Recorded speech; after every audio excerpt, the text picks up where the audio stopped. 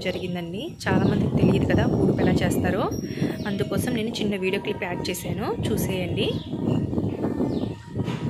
చూడండి, ఇదంతా ఊడుపు ఆల్రెడీ అయిపోయింది.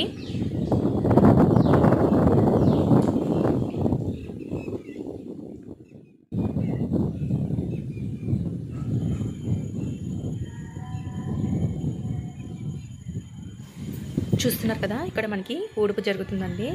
ఒక 10 మెంబర్స్ దాకా ఉన్నారు, ఊడుపు చేస్తున్నారు. మీకు జూమ్ చేసి చూపిస్తాను, చూసేయండి. మార్నింగ్ క్లైమేట్ అంతా చేంజ్ అయిపోయిందండి, కొంచెం క్లౌడీగా, అలాగే గాలి కూడా బాగా ఎక్కువగా ఉంది.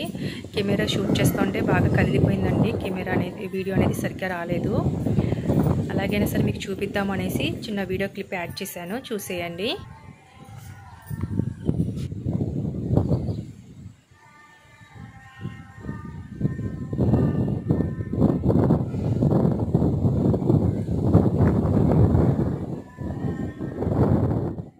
చూసారు కదా ఫ్రెండ్స్, ఇంకా వీడియోలోకి వెళ్ళిపోదాము. ఈరోజు రెసిపీ ఏంటో చూసేద్దాము. Hello friends, welcome back to our channel. ఈరోజు అత్తయ్య సండే స్పెషల్ ఏం చేస్తారో చూసేద్దామండి.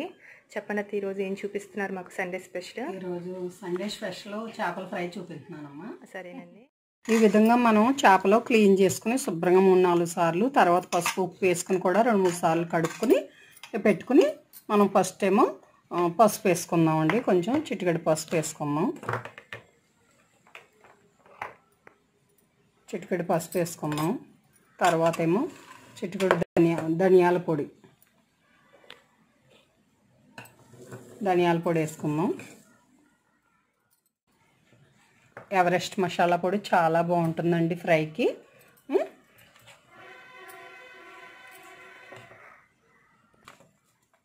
స్పూన్ ఏమో ధనియాల పొడి అండి, 2 స్పూన్లు ఏమో ఎవరెస్ట్ మసాలా వేసుకుందామండి. జీలకర్ర పొడి ఒక 1/2 స్పూన్ సరిపోతుందండి. జీలకర్ర పొడి ఒక 1/2 స్పూన్ అండి. తర్వాత ఉప్పు, కారం, రుచికి సరిపడా మనం సాల్ట్ వేసుకుందామండి. సాల్ట్ తర్వాత ఏమో కారం వేసేసుకుందామండి, రుచికి సరిపడా కారం.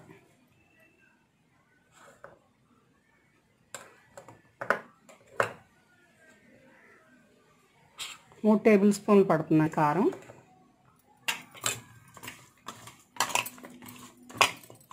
కొంచెం పెరుగు కూడా యాడ్ చేసుకుని నిమ్మకాయ పిండుకుందామండి.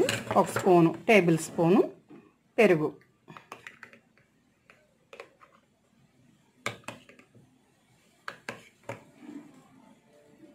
Table spoon పెరుగండి.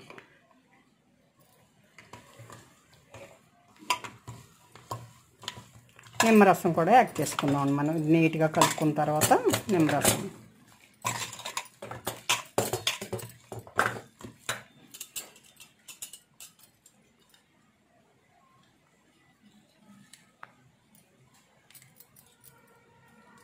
ఒక చెక్క సరిపోతుందండి? లేదు, ఇంకొక చెక్క పడుతున్నాం నిమ్మరసం.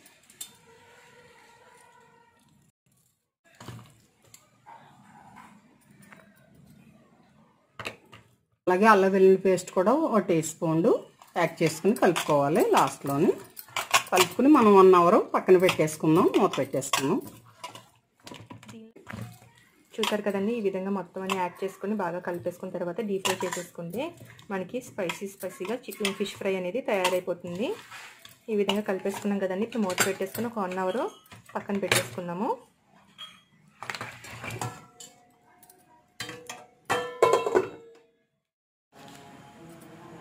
నానబెట్టుకుని 1 అవర్ అయిపోయిందండి. ఇప్పుడు తీసుకుని మనం వేపించేసుకుందామండి చక్కగా చేప ముక్కలు. స్టవ్ వెలిగించుకునండి. ముందుగానే మనం ప్యాన్ పెట్టేసుకుని ఆయిల్ యాడ్ చేసుకుందామండి. చూసారు కదండి, ఈ విధంగా మనం ఆయిల్ డీప్ ఫ్రై కావాలని ఎక్కువే పడుతుందండి. ఆయిల్ ఎక్కువ యాడ్ చేసుకుని మనం ఈ విధంగా డీప్ ఫ్రై చేసుకుంటే చాలా బాగుంటుందండి. ఇప్పుడు ఒక చిన్న ట్రిక్ చెప్తాను మీకు. బాణాలు ఆయిల్ వేడెక్కుతుంది అనుకండి, కొంచెం చిటికెడు పసుపు యాడ్ చేస్తే అండి బాణాకు అంటుకోకుండా ఉంటుందండి. చూసారు కదా, మంచి టిప్ అండి ఇది, చాలామందికి తెలియకపోవచ్చు.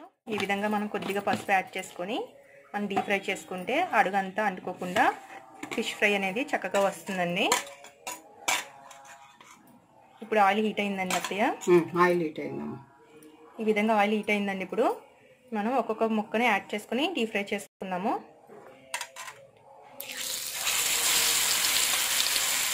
చూసారు కదా, ఈ విధంగా ముక్కలు యాడ్ చేసుకోవాలి.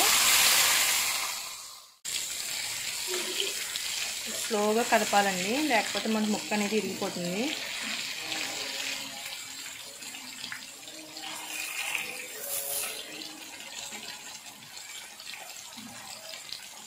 దీనికి కాంబినేషన్ దేనిలో తింటే బాగుంటుందండి అత్తయ్య?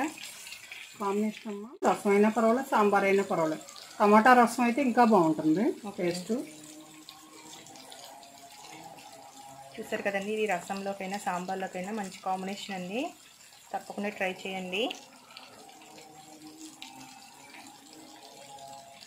ఈ విధంగా పైన కొద్దిగా ఆయిల్ ఇలా ఈ విధంగా యాడ్ చేసుకుంటూ ఫ్రై చేసుకుంటే పైన కూడా మనకి ఫ్రై అయిపోతుంది. తిప్పుకుంటూ అటు ఇటు దోరగా మంచి రంగు వచ్చే వరకు వేయించుకున్నాం. ఓకేనండి. ఆయిల్ అనేది బాగా హీట్ అయింది కాబట్టి మనం టర్న్ చేసుకున్నప్పుడు స్లోగా జాగ్రత్తగా టర్న్ చేసుకోవాలండి. మనకి ఆయిల్ అనేది మీద పడకుండా స్లోగా టర్న్ చేసుకోవాలి.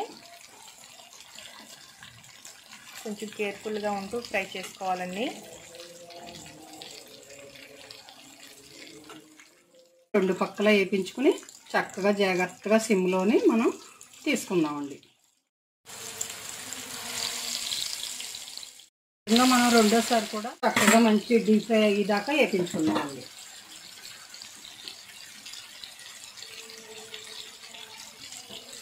ఈ విధంగా మనం ముక్కలు ఎన్ని వేయించేసుకుంటే ఫిష్ ఫ్రై తయారైపోతుందండి.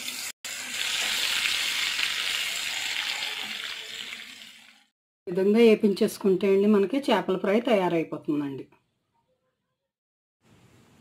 చూడండి, చేపల ఫ్రై ఈ విధంగా రెడీ చేసుకోండి. చాలా బాగుంటుందండి. మీరు కూడా ట్రై చేసి చూడండి.